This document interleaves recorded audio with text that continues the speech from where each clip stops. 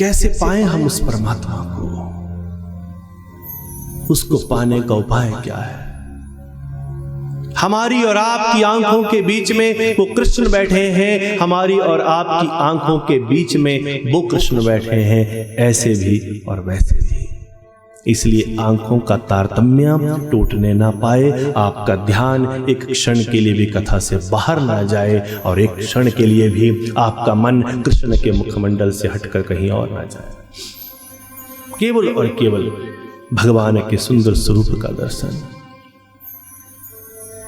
और भगवान के नाम में, उसके प्रेम में, जहां भगवान श्री कृष्ण का ये रूप देखा, कैसे मिलता है वो सांबरा, कैसे मिलता है वो कृष्ण। एक ही क्षण में मैं आपको संक्षिप्त करने जा रहा हूं। कहां है कृष्ण? मोको कहां ढूंढे रे बंदे, मैं तो तेरे पास में, ना मैं जप में, ना मैं तप में, ना एकांत निवास में, ना मैं मक्का, ना मैं काबा, ना काशी कैलाश में, मोको कहां ढूंढे रे बंदे, मैं तो तेरे पास में। कहां है वो कृष्ण, कहां है वो परमात्मा?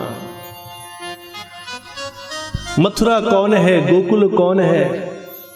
प्यारे सुनो, मथुरा कोई और नहीं है, मथुरा हमारा ये शरीर है।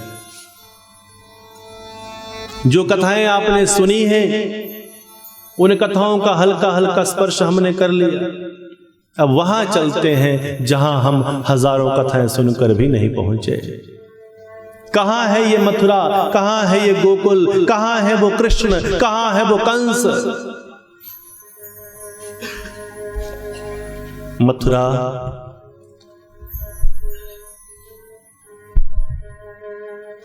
मथुरा हमारा शरीर है, गोकुल हमारा दिल है, मथुरा का राजा कंस है, शरीर का राजा मन है।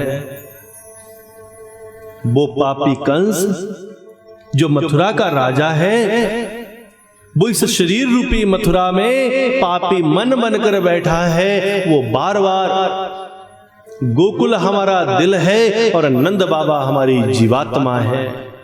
भगवान सबसे पहले जब आए तो शरीर में आए, मथुरा में आए, और मथुरा में देखा कि मथुरा का राजा तो कंस है, इस शरीर का राजा तो पापी मन है जो कभी मेरा नहीं हो सकता। इसलिए भगवान कृष्ण इस शरीर रूपी मथुरा से अपने आप ही निकलकर नंद जी के गोकुल में दिल में पहुंच गए।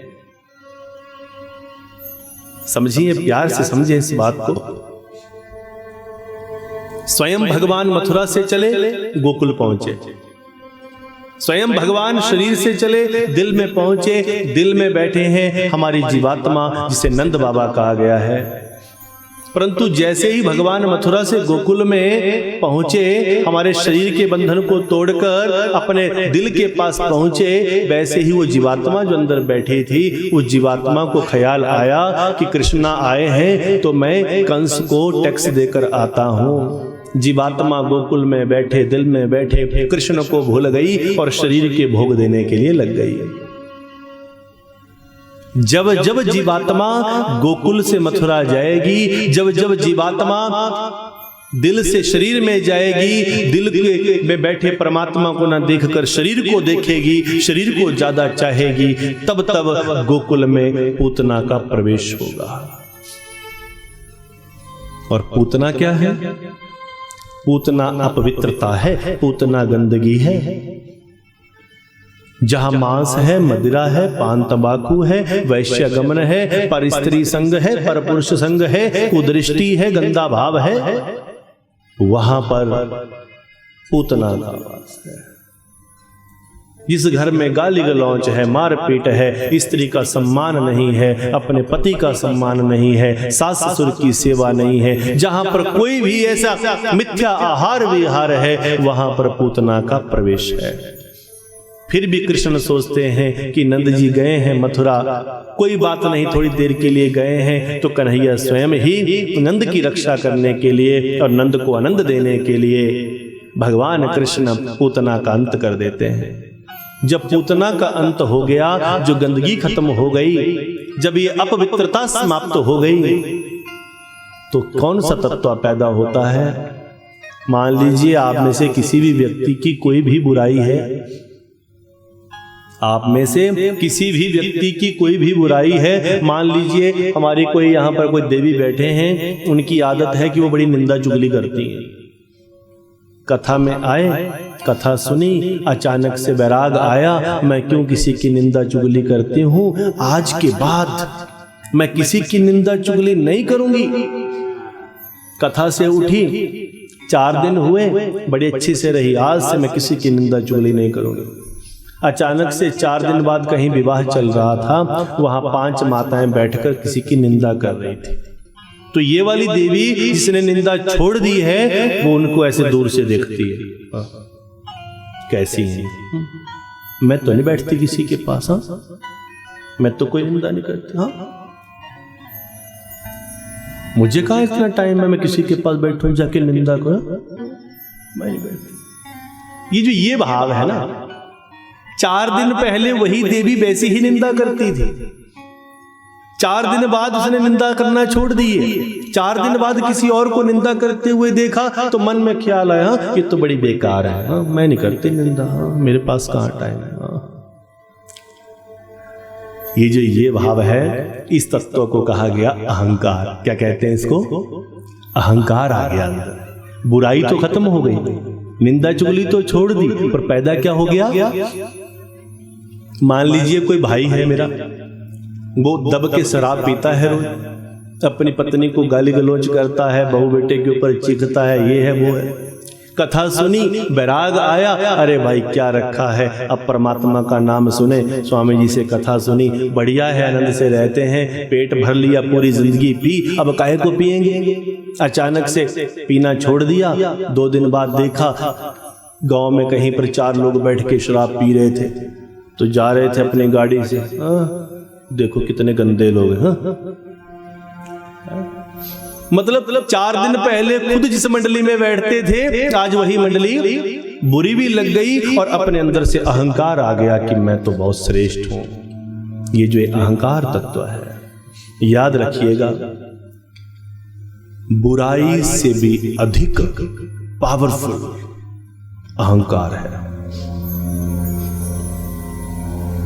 अगर कोई शराब पीता है और वो शराब चुपचाप शराब पीता है, कोई गलत कर्म नहीं करता है, भगवान का नाम लेता है, तो हो सकता है उसको भगवान जल्दी मिल जाएं, बजाय उसके कि जो शराब नहीं पीता है पर बहुत बड़ा अहंकारी है कि देखिए हम तो जो अहंकार तत्व है वो इंसान को नीचे गिरा देता है। जब जब बुराई समाप्त होती है बंधुओं, बुराई के समाप्त होने के बाद मेरी माताओं, अहंकार तत्व पैदा होता है। पूतना बुराई थी, पूतना का अंत हुआ तो राजा कंस ने अहंकारमय एक दैत्य को भेजा जिसका नाम था तृणावर्त।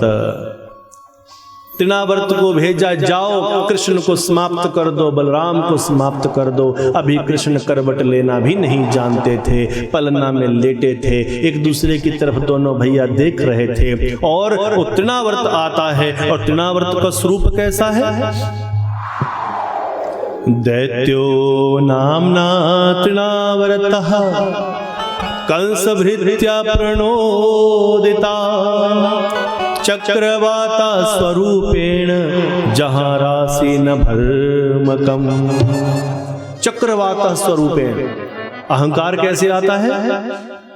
जैसे चक्रवात होता है जो बड़ी बड़ी चीजों को उठाकर ले जाता है, घोरनू की तरह गर्मियों में घूमता है ना घोरनू, बड़े बड़े घास की टोली को उठा के ले जाएगा, उसे कहते हैं चक्रवात। तो अहंकार कैसे आता है? चक्रवात का स्वरूप बनाकर आता है और भगवान कृष्ण बलराम जी पलना में लेटे हैं। बलराम जी बोले कन्हैया मैं जाऊं, तो कन्हैया मंद मंद इशारे में बात किए, अरे बलराम जी, अरे दाऊ भैया, छोटे भाई के होते हुए बड़े भाई को कष्ट नहीं करना चाहिए। आप आराम कीजिए, हम जाते हैं। तृणावर्त सोचे हम कृष्ण को लेकर जा रहे हैं, परंतु सच तो ये था कि कृष्ण स्वयं ही तृणावर्त को लेकर जा रहे थे। और कहां लेकर गए? आसमान से भी ऊंचा। अर्थ क्या है कि जो अहंकारी व्यक्ति होता है, जब व्यक्ति के अंदर अहंकार आता है तो वो अपने को कहां सोचता है? आज मैं ऊपर आसमां नीचे। ऐसा लगता है कि ये सारा आसमां भी मुझसे नीचे है, मैं सबसे ऊपर हूं। ये देखिए, ये सब मेरे तो मेल में नहीं है। हाँ, इसका क्या करना? इसके घर में तो 2 मंजिला है, मैं तो 4 मंजिला में रहती हूं। मैं तो 4 मंजिला में रहती हूं। मैं तो श्रृंगार करने भी 4थी मंजिल पे जाऊंगी ऊपर। अंदर बढ़िया ड्रेसिंग टेबल लगा है, बढ़िया कमरा बनाया है पति परमेश्वर ने, पर श्रृंगार कमरे में नहीं होगा, श्रृंगार 4थी मंजिल पे होगा जाएगा। सबको पता लगे हम 4थी मंजिल में रहते हैं। एक स्त्री की सुनो कहानी, एक स्त्री की सुनो कहानी, चढ़ी श्रृंगार लगाने को, भरी सुलाई सुरमे वाली, सुरमा आंख लगाने को। काल बलि का पड़ा तमाचा, सुरमा दानी अड़ी रही, खड़े रहे सब रंगले वंगले, खाली बारादरी रही। ये खाली बारादरी रह गई, ये अहंकार समाप्त हो गया। परमात्मा अहंकारी व्यक्ति को पहले आसमान से ऊंचा ले जाते हैं और फिर नीचे गिराते हैं, फिर नीचे गिराएंगे। अहंकार व्यक्ति को कभी करना नहीं चाहिए। अहंकार बहुत बुरी चीज है, बहुत खराब चीज है। एक ब्राह्मण की सुनो कहानी, पूजा करने आया था, नहाए धोए के यमुना किनारे, आसन उसने लगाया था। काल बलि का पड़ा तमाचा, माला हाथ में अड़ी रही, खड़े रहे सब रंगले वंगले, खाली बारादरी रही। ये आपकी ही बात नहीं है, सबकी बात है। किसी को ज्ञान का अहंकार, किसी को विद्या का अहंकार, किसी को रूप का अहंकार, किसी को सुंदरता का अहंकार, किसी को धन दौलत का अहंकार, किसी को गाड़ी बंगला मकान का अहंकार। अरे कौन तेरा है? हर संयोग का अंत वियोग है, कोई भी तुझे मिलने वाला नहीं है। भगवान श्री कृष्ण तृणावर्त को उठाकर लेकर गए आसमान की ऊंचाई पर, और वहां ले जाकर उस विशाल दैत्य को गले से भगवान ने अपने कोमल हस्तों से पकड़ा। गला ग्रहण निश्चेष्टौ दैत्यो निर्गल लोचना, अव्यक्त रागो न्यपतत सहबालो वयसुरजे। गला ग्रहण अनिशा चेष्टो, गले से जोर से पकड़ा अपने कोमल हस्तों से। तृणावर्त की सांसें रुकने लगी। और ये कहां पर हुआ? आसमान से भी ऊंचा। अर्थ ये है कि भगवान अहंकारी व्यक्ति को पहले पूरा के पूरा ऊपर उठा देते हैं। व्यक्ति को लगता है कि बस सब तो मैं ही मैं, हर तरफ मेरा ही जलवा, हर तरफ मेरा ही जलवा। लेकिन जब पूरा जलवा हो जाता है, जब ऊपर जाता है इंसान, बहुत ऊपर, मैं फिर देखा ना आपने, कभी इलेक्शन का दौर था हिमाचल प्रदेश में, जो उस लेवल का है वो भी रोया, जो इस लेवल का है वो भी रोया। पूरे के पूरे हिमाचल प्रदेश में जो वहां के लेवल पर बैठे हैं वो भी रोए, जो यहां के लेवल पर बैठे हैं वो भी रोए। अर्थ क्या है? अर्थ ये है कि हर संयोग का अंत वियोग है। हमें सदैव ये याद रखना है कि अगर हमें कुछ भी मिला है वो परमानेंट नहीं। परमानेंट अगर कुछ है तो वो परमात्मा का प्यार है, उसके अलावा कुछ भी परमानेंट नहीं है। हर चीज क्षणिक है, हर चीज थोड़ी देर के लिए है। नित्य अगर है तो सनातन है, नित्य अगर है तो इंसानियत है, नित्य अगर है तो प्रेम है। सब कुछ बदलता रहेगा। कई आएंगे, कई जाएंगे, कई सरकारें आएंगी, कई जाएंगी। यही सृष्टि परिवर्तन का नियम है, ये परिवर्तन है। परंतु बदलता नहीं है तो क्या? प्रेम। क्या नहीं बदलता है? प्रेम। तृणावर्त को समाप्त कर दिया, मार गिराया। अब कथा प्रेमियों सब लोग हैरान हो गए। गर्गाचार्य महाराज जी को बुलाया गया है और आज भगवान कृष्ण और बलराम जी का नामकरण संस्कार हो रहा है। बताइए गुरुदेव, जो हमारे पुत्र हैं, नंद बाबा कहते हैं कि कृष्ण तो मेरे पुत्र हैं ही, पर रोहिणी का जो पुत्र है वो भी मेरे लिए पुत्र की ही भांति है। कृपा करके आप मेरे दोनों पुत्रों का नामकरण कीजिए।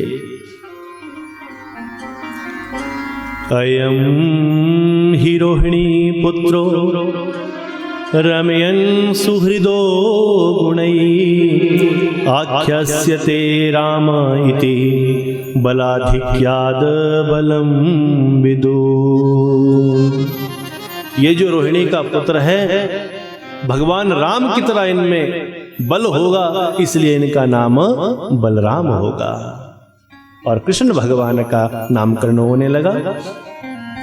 ओम आसन वर्णास्त्रो हास्य गृहतो अनुयुंगतनु शुक्लो रक्तस्यापीतम इदानी कृष्णतांगता। दिन का वर्ण श्याम वर्ण होगा, दिन का वर्ण कृष्ण वर्ण जिनका है, जिनका जो रंग है श्याम, जो हल्का हल्का कालापन जो होता है उसे कौन सा कलर कहते हैं? श्याम। कृष्ण वर्ण, कृष्ण भी कहते हैं उसको। तो इनको, इनका नाम कृष्ण होगा और इनको श्याम भी कहेंगे। इनके अंदर श्यामता होगी, ये हल्का हल्का इनके अंदर जो गहरा इनका रंग होगा, जो इनका डार्क कॉम्प्लेक्शन होगा, और इस सुंदर रूप को कहा गया है श्याम वर्ण है। भगवान कृष्ण बलराम का नामकरण संस्कार। और आज कन्हैया थोड़ा थोड़ा घुटनों के बल चलना शुरू होते हैं, धीरे धीरे घुटनों के बल चल रहे हैं। और कथा प्रेमियों बड़ी सुंदर लीला होती है। मैया को कहा, मैया मुझे दूध पीना है, दूध पीना है, दूध पीना है। मैया बोली अभी थोड़ा काम है, रुक जाओ रुक जाओ। अरे नहीं मैया, मुझे अभी दूध पीना है, अभी दूध पीना है। बोलना भी आता, दूध पीना है। अब मैया ने कृष्ण को पकड़ा, दूध पिलाने लगी। जैसे ही अपनी गोदी में रखा, दूध पिलाने लगी, वैसे ही रसोई में रखे दूध में उफान आ गया। कन्हैया को नीचे पटका, दौड़ी, कन्हैया तुम्हारी वजह से मेरा सारा नुकसान हो गया। अब कन्हैया क्रोधित हुए, अभी घुटनों के बल चलते हैं, घुटनों की बल रेंग रेंग कर चलते हैं। मैया ने मुझे फेंक दिया। एक छोटी सी डंडी ली और सारी दही की मटकियां, दूध की मटकियां, उन सबको फोड़ने लगे। सारे के सारे माखन की मटकियों को फोड़कर पूरे फर्श के ऊपर माखन का लेप कर दिया और सारे माखन की मटकियों को फोड़कर उनके बीच में बैठकर माखन का पेड़ा खाए जा रहे हैं। अब मुख के अंदर तो कम जाए। बुजुर्ग और बच्चे ऐसे होते हैं कि कुछ चीज खाने लगे तो बाहर ज्यादा लगता है, अंदर कम जाता है। अब अंदर कम जाए और पूरा के पूरा मुख जो है वो दही से और माखन से लथपथ हो गया। मैया अंदर से आई, कृष्णा कहाँ गए, कृष्णा कहाँ गए, वो तो दिखे ही नहीं। वो तो माखन के बीच में ऐसा लगे जैसे पूरा माखन का ही पेड़ है, माखन से लथपथ हो गए। अब वो ढूंढे कन्हैया कहाँ गए, कन्हैया यहाँ कौन आया था, किसने क्या किया? तो कन्हैया माखन चोर। मैया जब कहती हैं हे कन्हैया हे कन्हैया, तो कृष्णा बिल्कुल वहीं पर माखन के उस ढेर के बीच में बैठे बैठे मैया को कहते हैं मैया राम राम राम राम राम राम राम राम को याद कर रहे हैं। मैया ने कहा अच्छा तो ये कास्तानी तुमने की है? आज मैं तुम्हें छोड़ने वाली नहीं हूं। कन्हैया को पकड़कर एक बहुत बड़ा उखल था आंगन में, उस उखल से बांधने लगी। जैसे ही उस उखल से बांधने लगी तो सारे घर की रस्सियां छोटी पड़ गई, पर श्याम को बांध ना पावे। अब जब मैया दुखी होने लगी, मैं क्या करूं, परेशान करता है, अब बांधा भी नहीं जा रहा, तो मां के उन आंसुओं को देखकर कृष्ण धीरे से बोले, मैया प्रेम से बांधोगी तो तुम्हारी साड़ी के पल्लू से ही बंध जाऊंगा। जिस प्रकार से बांधना चाह रही हो ऐसे नहीं बनता, मैं कैसे बनता हूं। तो बड़े सुंदर भाव में भगवान कृष्ण का यह भाव और मैया यशोदा के हृदय में उस भाव को पैदा करने की कोशिश, और मां को बार बार कहना कि हे मां मैं केवल प्रेम से बनता हूं। तो भगवान क्या कहते, बांध लेते भक्त मुझको प्रेम की जंजीर से, बांध लेते भक्त मुझको प्रेम की जंजीर से, बांध लेते भक्त मुझको प्रेम की जंजीर से, बांध लेते भक्त मुझको प्रेम की जंजीर से। इसलिए इस भूमि पर, इसलिए इस भूमि पर होता मेरा अवतार है, होता मेरा अवतार है। भाव से मुझको भजे तो भव से बेड़ा पार है, भाव से मुझको भजे तो भव से बेड़ा पार है। भाव का भूखा हूँ मैं और भाव ही मेरा सार है, भाव का भूखा हूँ मैं और भाव ही मेरा सार है। भाव से मुझको भजे तो भव से बेड़ा पार है, भाव से मुझको भजे तो भव से बेड़ा पार। प्रेम से दोनों हाथों से तालियों की सेवा, हरि बोल श्री राधे।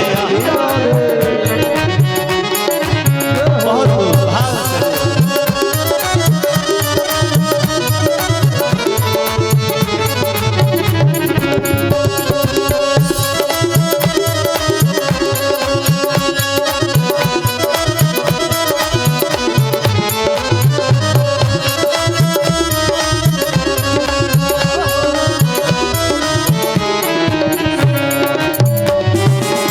भाव से कुछ भी वो देवे मैं कभी लेता नहीं, भाव बिन कुछ भी वो देवे मैं कभी लेता नहीं। भाव से एक फूल भी दे तो मुझे स्वीकार है, भाव से एक फूल मुझे स्वीकार है। भाव बिन सुनी पुकारे मैं कभी सुनता नहीं, भाव बिन सुनी पुकारे मैं कभी सुनता नहीं। क्योंकि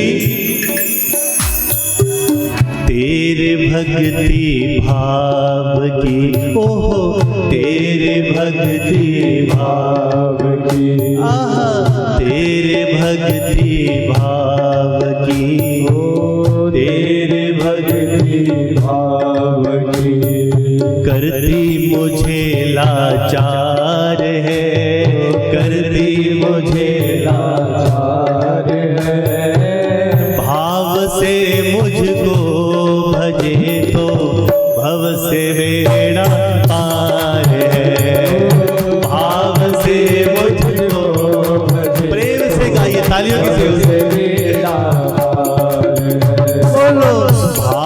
से मुझको भजे तो भव से बेड़ा पार है। भाव से मुझको भजे तो भव से बेड़ा पार है। भाव का भूखा हूँ मैं, बस भाव ही मेरा सार है। भाव से मुझको भजे तो भव से बेड़ा पार। श्री कृष्णा श्री राधे, सभी ऐसे देख रहे हैं। अच्छा ये बोल रहे हैं श्री कृष्णा, हाँ हाँ जवाब देने के लिए कोई दूसरे गांव से मंगवाने पड़ेंगे। आइए आइए, हम सब सिर्फ भाई से बैठे हैं, हम तो मूक दर्शक हैं, बस मूक दर्शक। हम तो बिल्कुल देख सकते हैं, बोल नहीं सकते और जुबान नहीं। क्या करें, बोलने के लिए जवाब देने के लिए किसी दूसरे गांव से बुलाना पड़ेगा।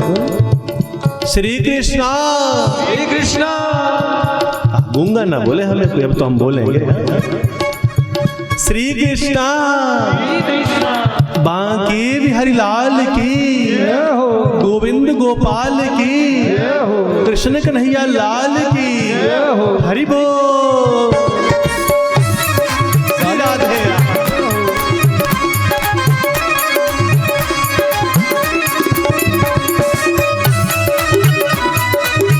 भाव से तालियों की सेवा।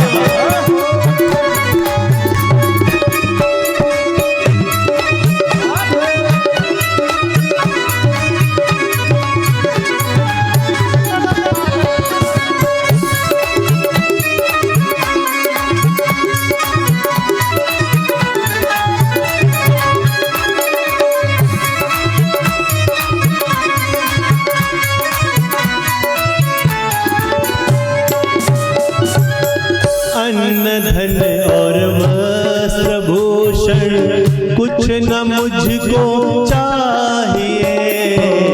अन्न धन और वस्त्र भूषण, सभी गाइए, कुछ न मुझको चाहिए। अन्न धन और वस्त्र भूषण कुछ न मुझको चाहिए। अन्न धन और वस्त्र भूषण कुछ न मुझको चाहिए।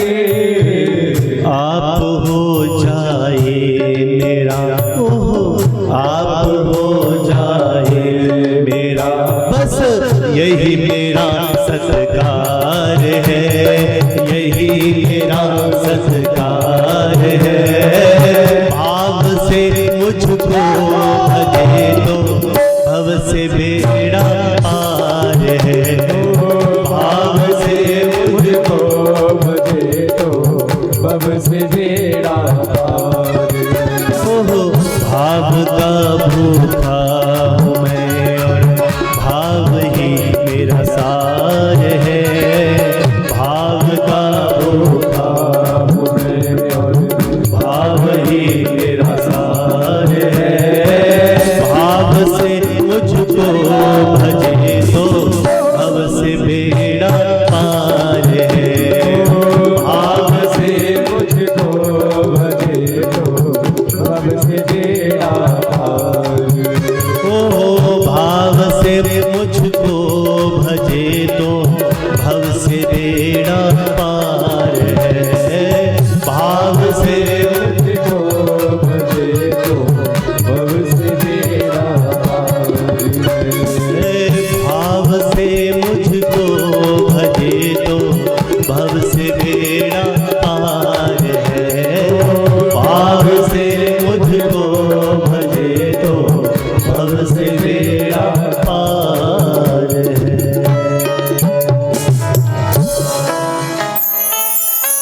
भाव से मुझको भजे तो भव से बेड़ा पार है।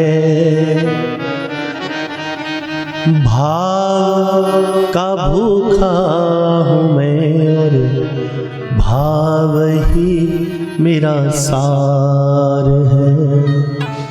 भाव का भूखा हूँ मैं, भाव ही मेरा सार है। भाव से मुझको भजे तो भव से बेड़ा पार है। आप अपने घर से चले और घर से चलते ही मन में विचार आया, मैं कथा में जा रहा हूं, वहां साध संगत के बांटने के लिए भगवान के श्री चरणों में एक मिठाई का डिब्बा चढ़ाऊंगा, कुछ केले चढ़ाऊंगा, मैं भगवान के चरणों में ये दक्षिणा चढ़ाऊंगा।